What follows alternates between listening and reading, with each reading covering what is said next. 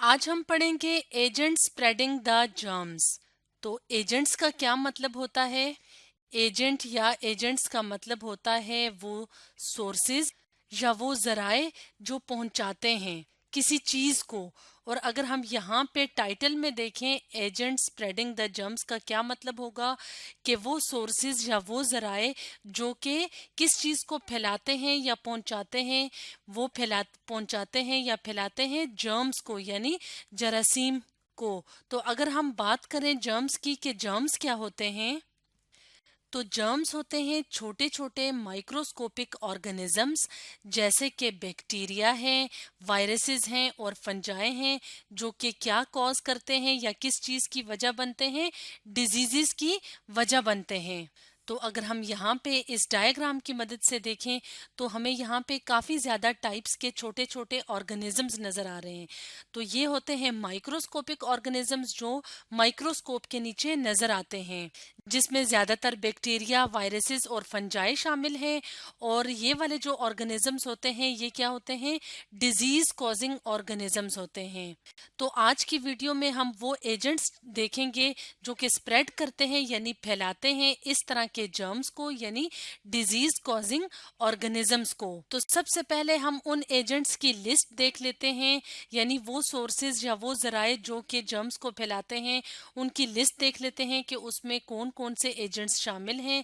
तो इनमें शामिल है एयर यानी हवा, टच यानी ये जर्म्स छूने से भी फैलते हैं, इसके अलावा फीसिस यानी फाजल मादा, इसके अलावा एनिमल्स भी एजेंट्स होते हैं जर्म्स को स्प्रेड करने के, इसके अलावा स्क्रैचेस या वाउंड्स यानी जख्म वगैरह वहां से भी जरासीम फैलते हैं, इसके अलावा वाटर यानी पानी।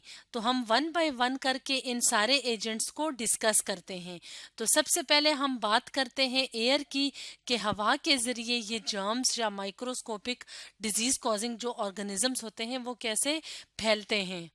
तो अगर हम एयर की बात करें कि एयर कैसे एजेंट होता है डिजीजेस का, कुछ जो डिजीजेस होती हैं जिन्हें हम एयर बॉर्न डिजीजेस कहते हैं, तो एयर या हवा में मौजूद होते हैं माइक्रो ऑर्गेनिजम्स।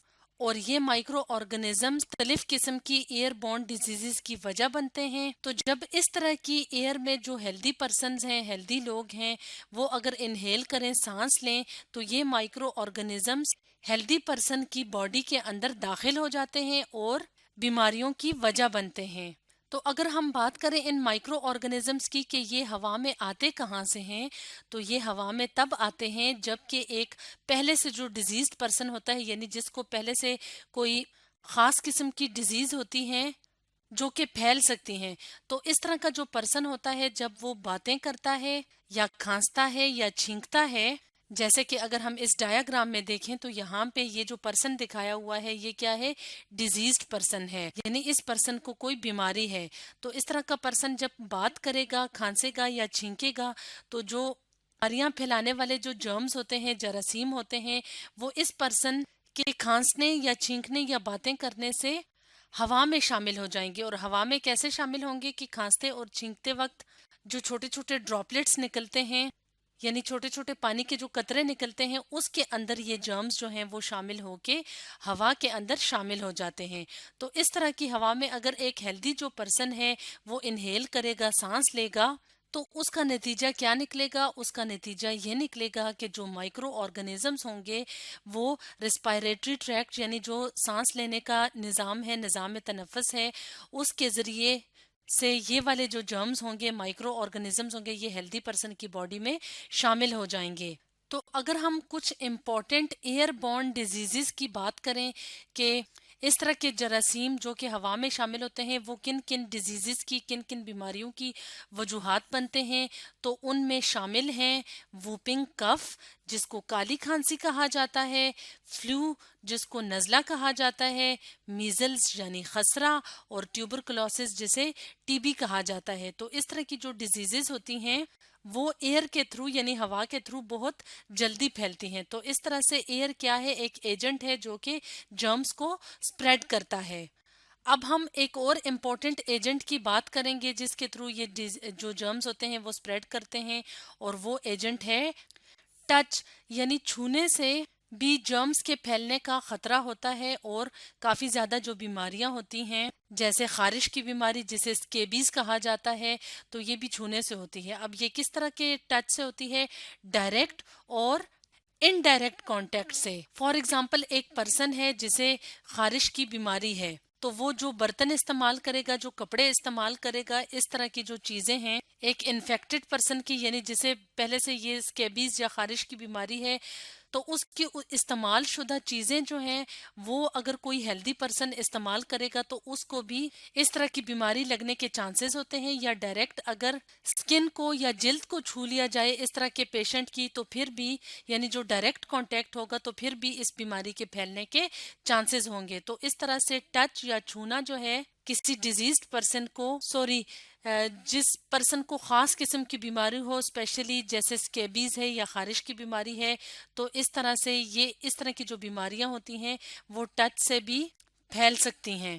اب ہم ایک اور ایجنٹ کی بات کرتے ہیں جس کے تھرو جرمز یا ڈیزیز کازنگ مائکرو آرگنزمز پھیلتے ہیں، اور وہ ایجنٹ کیا ہے؟ فیسز، یعنی جو فاضل مادہ ہوتا ہے، جو ویسٹ میٹیریل ہوتا ہے جو کہ ہم اپنی باڈی سے ایکسکریٹ کرتے ہیں، تو وہ شامل ہو جاتا ہے سوائل میں اور واٹر میں، یا اس طرح کے واٹر یا سوائل میں جو فوڈ یا خوراک کے جو آئٹمز ہوتے ہیں وہ تیار ہوتے ہیں، تو ان کے اندر بھی جرمز ہوتے ہیں۔ تو اگر ہم ایک ڈایاگرام کی مدد سے دیکھیں، اس ڈایاگرام کی مدد سے دیکھیں تو یہاں پہ ہم دیکھ سکتے ہیں کہ یہ کیا ہے؟ یہاں پہ فیسز ہیں، یعنی جو فاضل مادہ ہوتا ہے جو ہماری جسم سے نکلتا ہے، اگر پراپر صحیح طریقے سے صفائی کا انتظام نہ ہو اور اس طرح کا جو فاضل مادہ ہے وہ ڈائریکٹ یا تو پانی میں شامل ہو جائے تو وہ پانی کو آلودہ کر لے گا، کیونکہ فیسز یا فاضل مادے میں کافی سارے جرمز ہوں گے یا مائکرو آرگنزمز ہوں گے جو کہ مختلف قسم کی ڈیزیزز جیسے کہ ڈائریا وغیرہ ہیں، فوڈ پوائزننگ ہے، تو اس طرح کے جو بیماری پھیلانے والے جرمز ہوتے ہیں وہ فیسز میں بہت زیادہ موجود ہوتے ہیں۔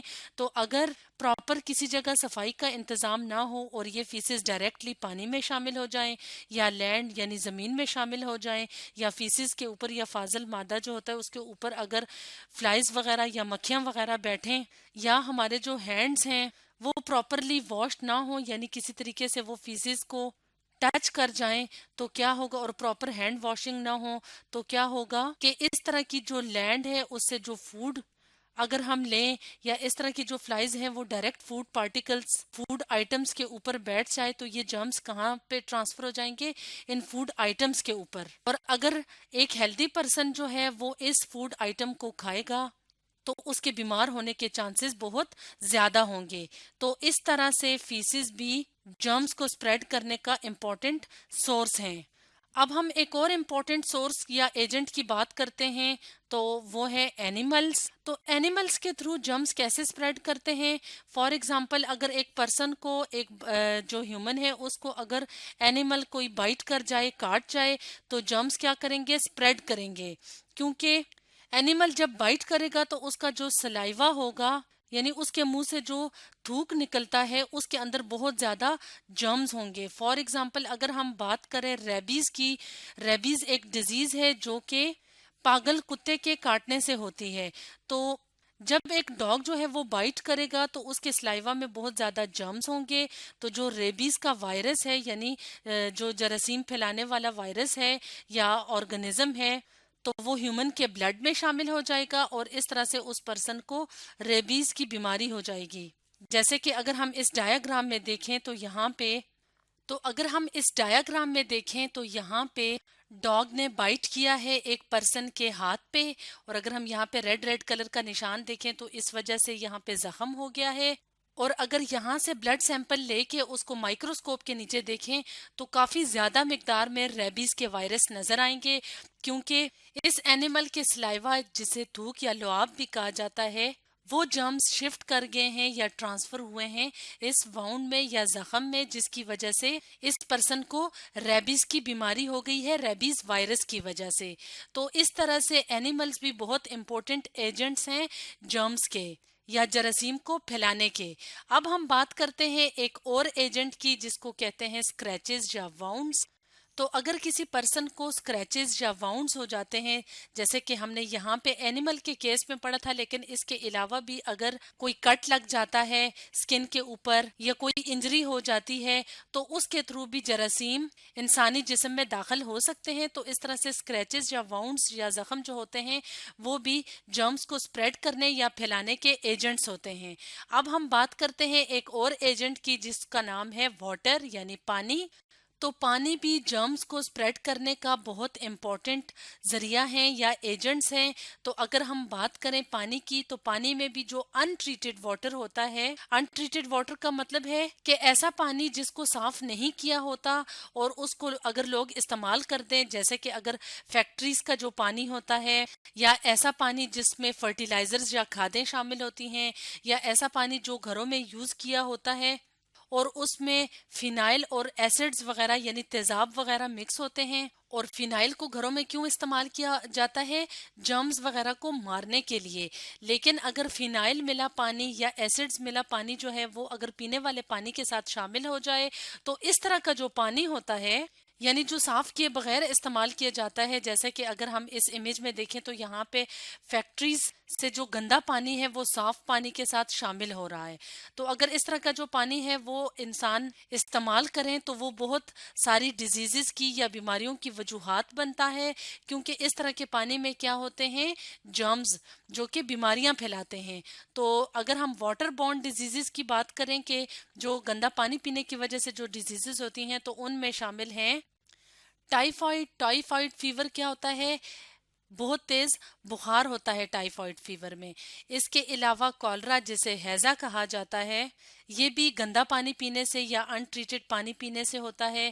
اس کے علاوہ انٹسٹائنل ڈیزیزز یعنی آنتوں کی مختلف بیماریاں بھی ہو سکتی ہیں گندے پانی پینے کی وجہ سے۔ اس کے علاوہ گردوں کے مسائل یعنی کڈنی پرابلمز بھی ہو سکتے ہیں اگر جرمز جو کہ ڈیزیز کازنگ ہوتے ہیں جو کہ پانی کے ذریعے بھی پھیل سکتے ہیں، تو اس طرح کے پانی کے استعمال کرنے سے اس طرح کی ڈیزیزز ہو سکتی ہیں۔